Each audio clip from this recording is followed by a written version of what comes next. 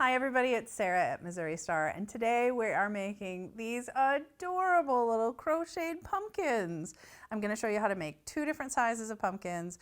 We're going to make the little stems, we're going to make these great little leaves, and the little trailing vines. So I hope that you'll join me on our little crochet tutorial today. What are you going to need for this project? We are using Skipja's stone washed and river washed yarns. So the stone washed yarns have a plain undyed cotton yarn at the core of them, and then they have colorful acrylic that's spun in with that. So you get a two-tone effect with the stone washed yarns, but one of those tones is always natural cotton. With the river washed yarns, you get the cotton has been dyed a particular color, and then the acrylic that's added is a secondary color. So you get another two-tone effect, but it's a much more colorful. So we're using the river washed for the pumpkin, and then two stone wash colors for the stem and the leaf and vine. So you can certainly visit MissouriQuiltCo.com and search for this yarn. It's the XL, that's the worsted weight, #4 medium version of this yarn. And you can choose your own color combinations. You know, if you wanted to do those funky little ghost pumpkins, you could do that. If you wanted to make pumpkins that match whatever decor you have happening this Halloween season, you can certainly do that. But we went with sort of the traditional palette of orange pumpkin, brown stem, green leaf, and vine. Again, you can visit MissouriQuiltCo.com or the link in the description below to find the yarn, grab a copy of the pattern, or pick up a kit that will have all three skeins that you need to make one pumpkin. And again, if you have ever seen me work with this yarn before, I love this yarn. It's 78% cotton and then 22% acrylic. And it comes with, every single skein comes with this little easy start tab. And that tells you where to pull the yarn from, and it's just fantastic. Every single skein comes with that. I wish every yarn company did it. So we're gonna start with the orange, and one skein of the orange makes one pumpkin. You can choose from the taller pumpkin or the shorter, wider pumpkin. It will take the same amount of yarn to make both, so it's up to your preference. We're gonna start with a slip stitch. I am using an H8 5mm crochet hook. You'll also need a tapestry needle and some scissors, but that's it for materials really. And then depending on which size pumpkin you're gonna make, you will chain 31 for the tall pumpkin, or you will chain 21 for the short pumpkin. I'm just gonna do a short little version here.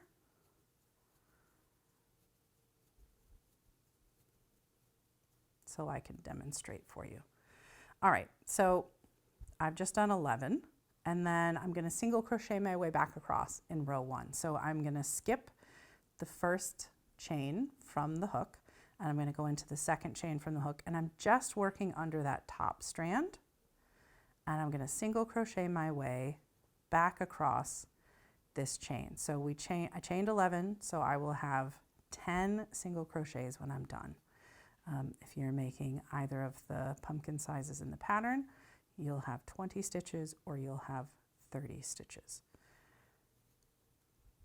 And I know what you're thinking, but Sarah, the short pumpkin is wider. Why is it only 20 stitches and the tall pumpkin is skinnier? Why? Because we're actually working this way. So we're gonna work back and forth in rows, but then that gets turned on its side to make the pumpkin.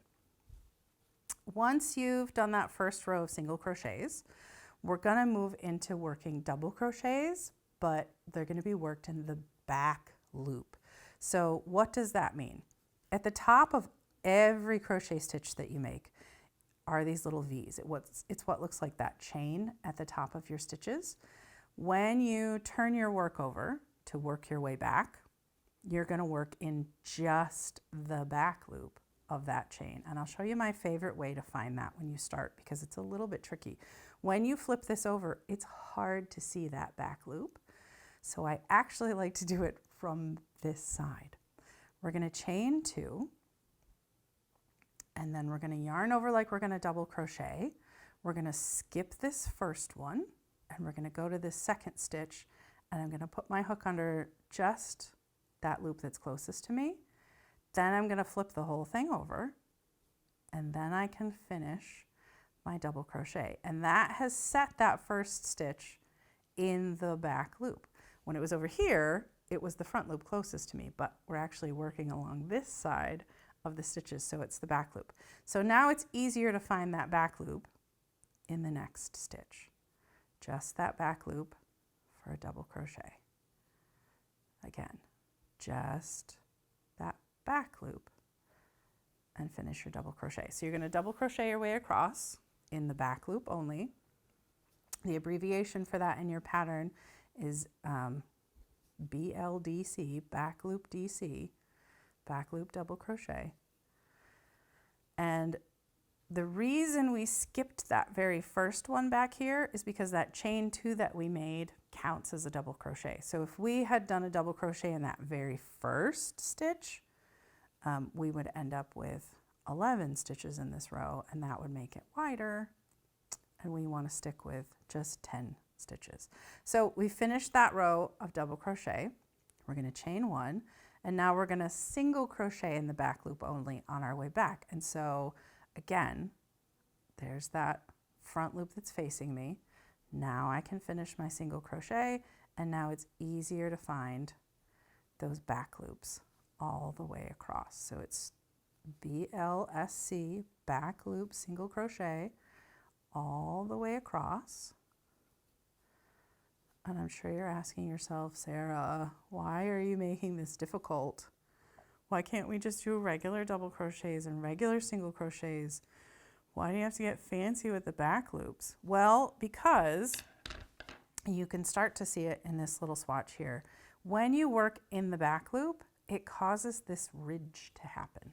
And that's what makes the ribs on the pumpkin, because pumpkins have, you know, those little scallops along the outside. And so that's what helps to make that texture happen on these pumpkins without having to do any fancy things after we crochet.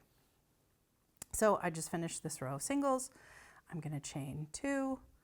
I'm going to skip that first stitch, go to that second stitch, and work my double crochets through the back loop all the way across. And that's it. It's just those 2 rows, back loop double crochet, back loop single crochet, back and forth and back and forth and back and forth, pretty much until you run out of your orange yarn, or close to. You want to make sure that you have left enough of a tail at the end, because we're going to have to cinch this closed and stuff it. So I think the pattern specifies how many times you'll repeat these 2 rows. So make sure that you reference that. But you want to make sure that you've got at least a 12-inch tail when you finish. Actually, you need more than that, because we're going to have to seam this closed. So you probably want a couple of yards left. But you'll be pretty close to the end of this whole skein of yarn when your pumpkin is finished. If you're using a different yarn, this yarn only has about 75 yards per skein, which is why 1 skein makes 1 pumpkin.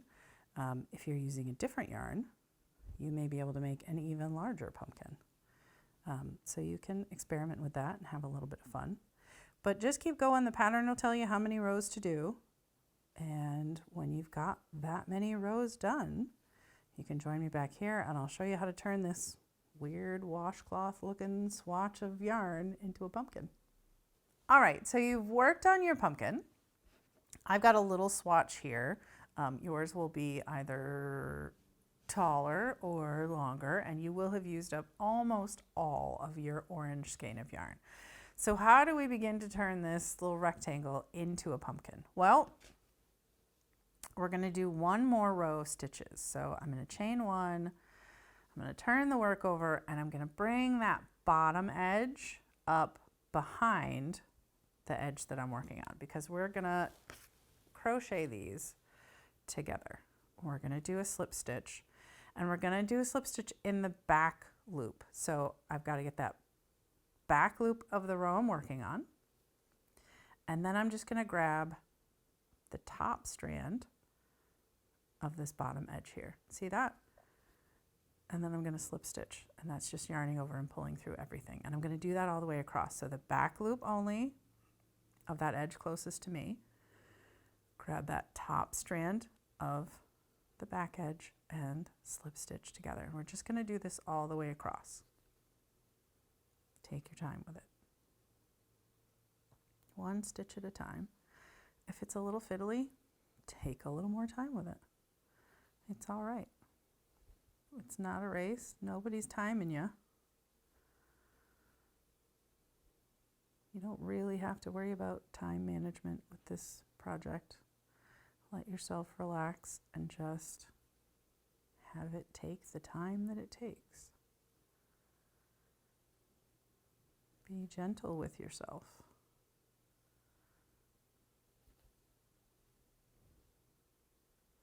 And if you're looking at how I crochet and thinking, I don't crochet like that, I don't hold my hook like that, that's okay.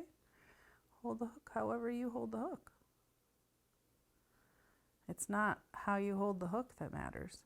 It's how you're making your stitches that matters. It's where that hook is going, where the yarn is going. There's no right or wrong way to hold your hook. And there's not really a right or wrong way to make your stitches, but there are better ways and worse ways to make your stitches.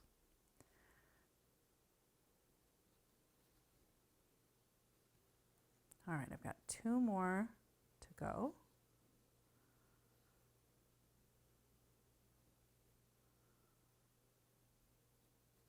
Just like that. All right, then you can cut your yarn. Now, you're going to want to make sure that you leave yourself at least 12 inches here. So a nice long tail. I'm going to yarn over and pull through until the tail pops out. And then I'm going to give that a nice little tug. And then we've got this nice little cylinder. How do we turn that into a pumpkin? Well, thread your tail onto your tapestry needle. And then, and this is the least picky thing to do here, just weave that needle in and out of that top edge of your cylinder. You don't have to be super specific about where or how. You just don't want to be doing it down here. You want to do it up underneath, like that top edge of stitches there that are actually along the sides of the rows that you made. And you're just going to go back and forth, in and out until you get back to that seam that you made. And then you're going to cinch the whole thing closed. Then you're going to have to secure it, because that's a lot of yarn and that's a lot of tension. You're going to want to make a little slip knot. Make sure that it's nice and tight, and then give yourself a little slip knot that'll hold it in place. And it's not going to be perfectly closed. That's okay. This will be the bottom of our pumpkin. And then I'm just going to weave this tail in. I'm not worried about making it pretty. This is the bottom of our pumpkin. Just weaving that tail in so that it doesn't pop out. And then I'm just going to poke it through the middle and pull it in. And I don't even have to clip it. I can just leave it in there. Great. What do we do now? Now you need a little bit of stuffing. So whatever stuffing you happen to have. If you don't have polyfill type stuffing, you can use yarn scraps. You can use fabric scraps. You can use whatever you have on hand. If you have wool, because you're a spinner, you can stuff it with wool. Whatever makes you happy. I always like to pull my poly stuffing apart into little bits.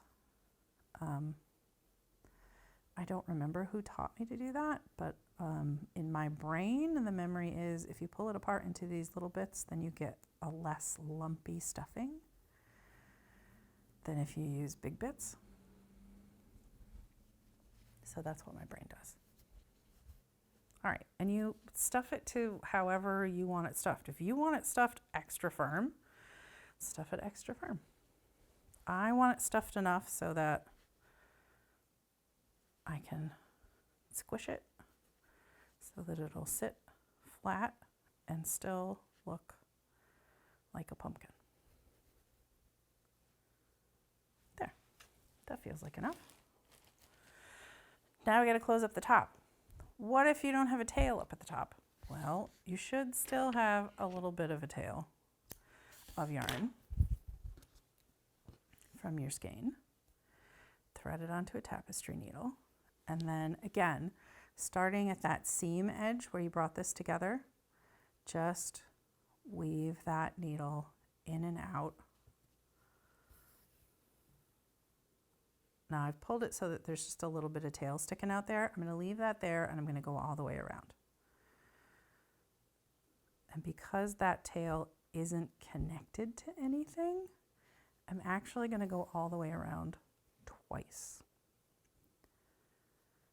So if you have a tail on this side and it's still connected, you can just do exactly what we did on the other end of the pumpkin. Just go around one time and then cinch it closed. But because this tail isn't attached to anything, I'm going to go around twice. So you don't have to worry about going into exactly the same spaces that you went into before. You just want to make sure that you don't split the yarn that you went around with before, because that'll keep you from cinching everything closed. Almost there.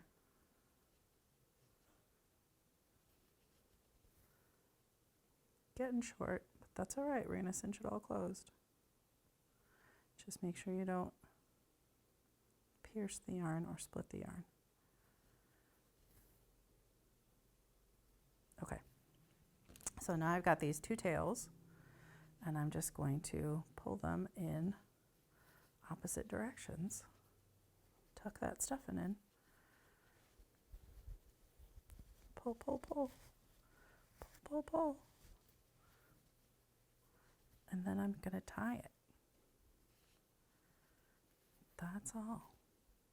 I'm just going to tie it. I'm just going to make a little knot. Just like that. And then I'm going to use my crochet hook and I'm going to reach up underneath the fabric through that hole in the middle, grab those tails, pull them down. If you only catch one of them, that's all right. You can do it again. Under the fabric. Try not to go through the stuffing if you can.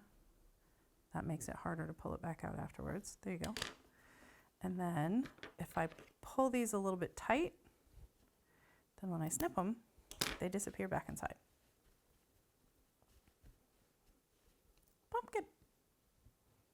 I mean, it doesn't entirely look like a pumpkin yet.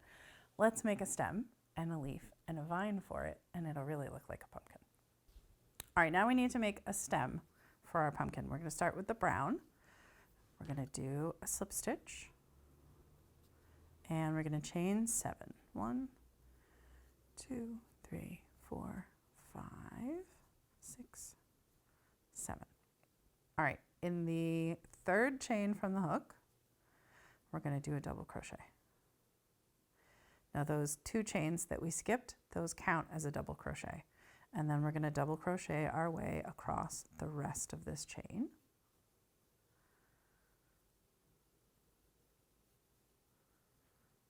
So that with those chains that we skipped that count as a double crochet, we're going to have 6 stitches. 1, 2, 3, 4, 5, 6. Now you're going to chain 2, turn, and double crochet your way back across. You're going to do that twice so that we have 3 rows of double crochet stitches. Go ahead and do those 2 rows of double crochets. Meet me back here. Okay, now you're ready for row 4, and this finishes off the bottom edge of our stem. We're going to chain 1 and turn, and then we're going to single crochet, then double crochet, Then do a triple crochet, which is yarn over twice, and then pull through 2 at a time, and then double crochet all in that same first stitch. So all 4 of those stitches happened in the first stitch. We're going to do that 5 more times. So in the next stitch, we do a single, a double, a triple or treble. Those names mean the same thing. And then a double crochet. Oop. All in the same stitch. See how that's making like a nice loopy scallop? So we're going to do that 4 more times. I'll do it with you one more time. Single crochet, double crochet, triple crochet, and one more double crochet in the same stitch. This is starting to feel like it doesn't all fit, but it does fit. So you're going to do those 4 stitches in each of the next 3 stitches and meet me back here to finish up the stem. Once you've finished that 4th row, it sort of looks like a piece of broccoli, but this is all going to make sense when we put it on the pumpkin. So from here, you're going to cut, I like about half a yard, because you're going to use this long tail to sew it onto the pumpkin that you've made. Then you need your tapestry needle, and you go back to the tail that you started with, and you always want to make sure that you leave 6 to 8 inches with the tail that you're starting with on this project. Now we're going to take this and we are going to curl it over on itself. So we're going to fold so that the 2 side edges are against each other, and then we're just going to do a super simple whip stitch just to close up these 2 edges and turn it into a cylinder. So I'm not being super picky about the strands of yarn that I'm stitching together. I just want to make sure that these 2 edges are closed, and that feels good. I'm just going to do a little slip knot there to make sure it's secure, and then I'm going to weave that tail back up into the body of some of these stitches, and this pumpkin's not going to get a whole lot of wear and tear on the stem, so I'm not being super picky about how much I weave in. You don't have to worry about closing up the top. You can just leave it open. And so now you can kind of see the shape of our stem, and that's what gets stitched to the top of our pumpkin. So again, we thread our tapestry needle, and I just kind of hold it there and grab a stitch from the pumpkin and come up into that little flare of the stem, and then back down, grab some of the pumpkin, come back up, back down, grab some of the pumpkin, and come back up. And you're just going to do this all the way around. And it's not, again, I don't even care really where that needle comes back up, as long as I've grabbed some of the pumpkin underneath. Wherever it wants to come back up is fine. It's not a garment. We're not wearing it. It's not going to get a lot of wear and tear, so there don't have to be 100 stitches holding this in place. We're making a nice little decorative item.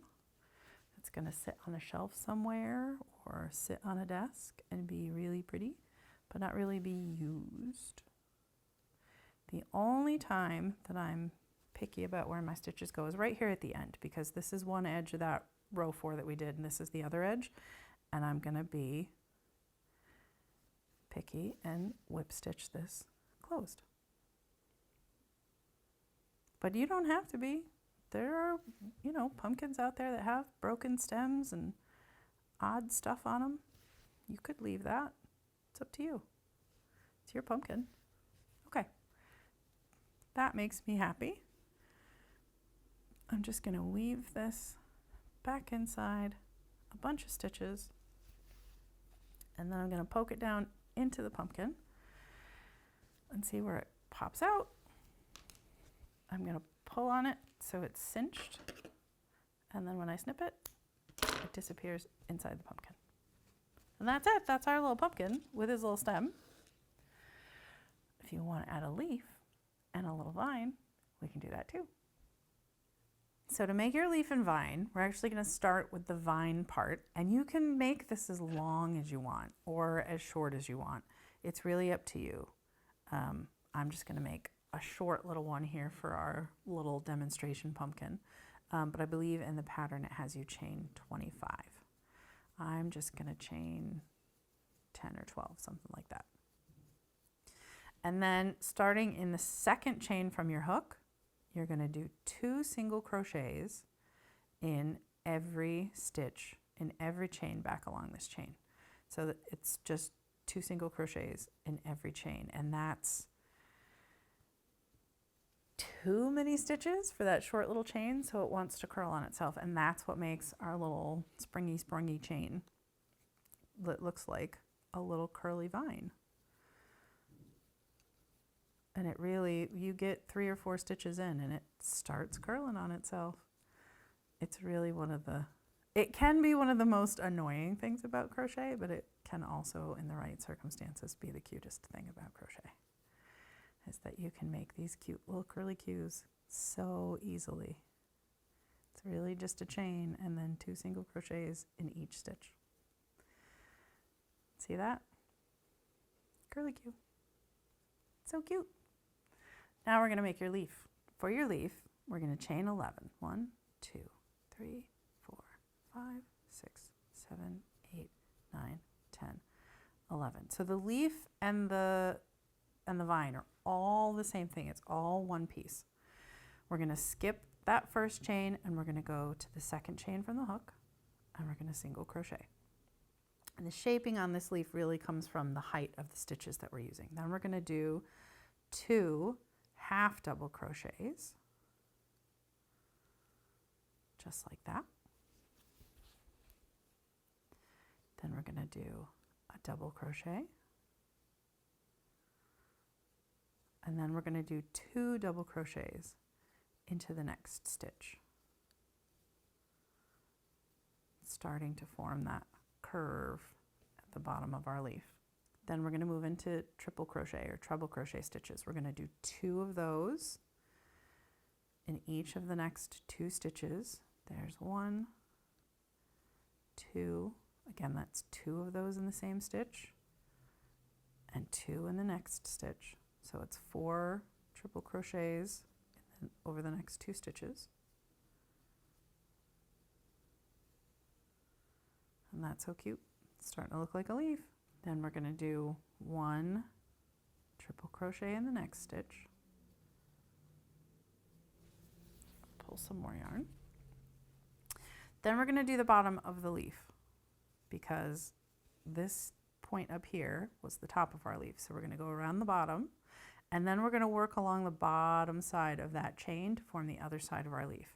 So in the next chain, we're going to do double crochet, 2 single crochets, that leaf really wants to curl in, 2 single crochets, and another double crochet, all in the same stitch. See how that formed the bottom of our leaf? Now we're going to tuck our curly cue vine down and out of the way, and we're going to reverse the stitches that we did on this side and go back along the other side. So we're going to do 1 triple crochet into the bottom of the stitch where the 1 triple crochet happened there before we did the bottom. There's 1. Then we're going to do 2 triple crochets in the next stitch. That's 2. We're going to do 2 triple crochets in the next stitch as well.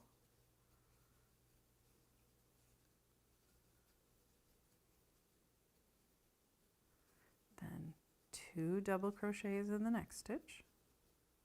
Nope, I did another triple. We'll take that out. 2 double crochets in this next stitch. I know we're changing stitches a lot, so make sure that you're paying attention.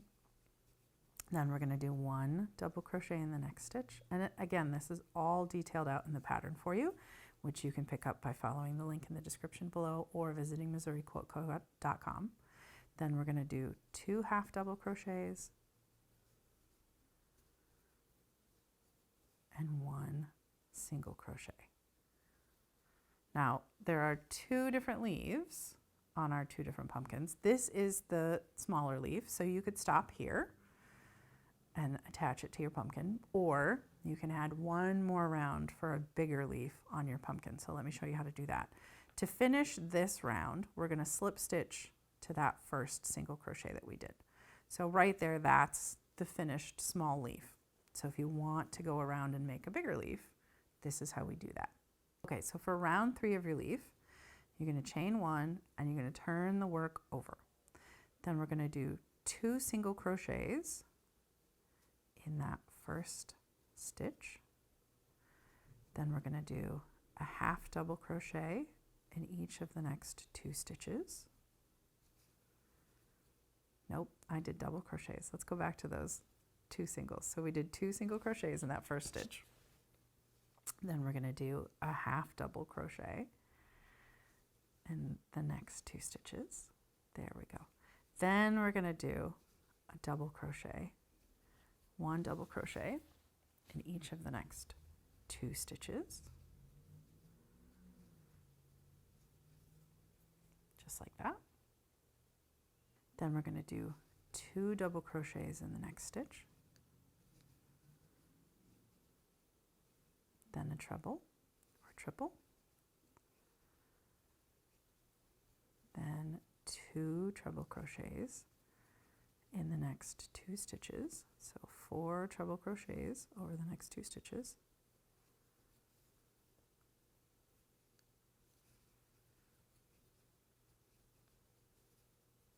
There we go.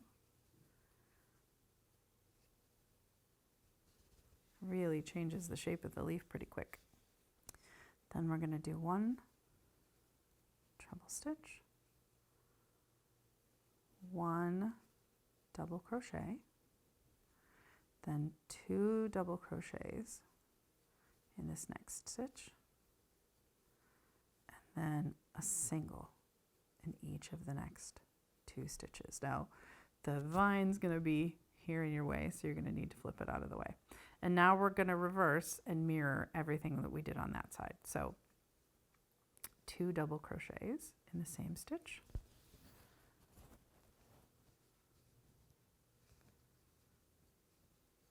Then 1 double crochet. Then 1 treble. Then 2 trebles or 2 triples in this stitch and in the next stitch.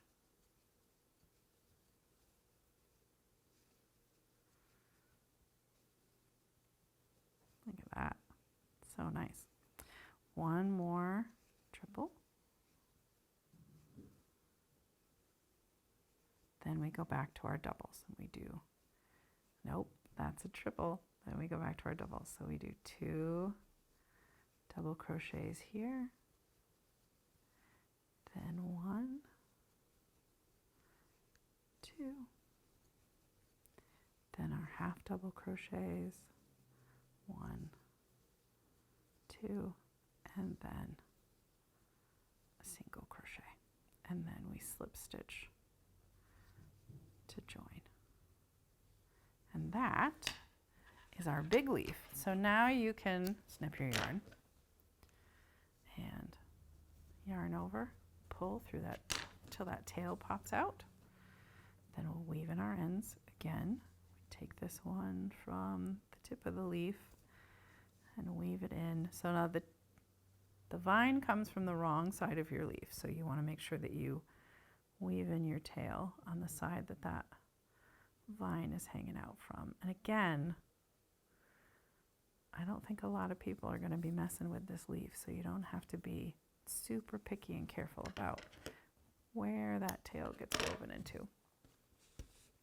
And then with this little tail that's left, we're just going to stitch it on to our pumpkin right at the base of the stem. And again, I'm not being super picky. There is no specific place that you have to stitch this to.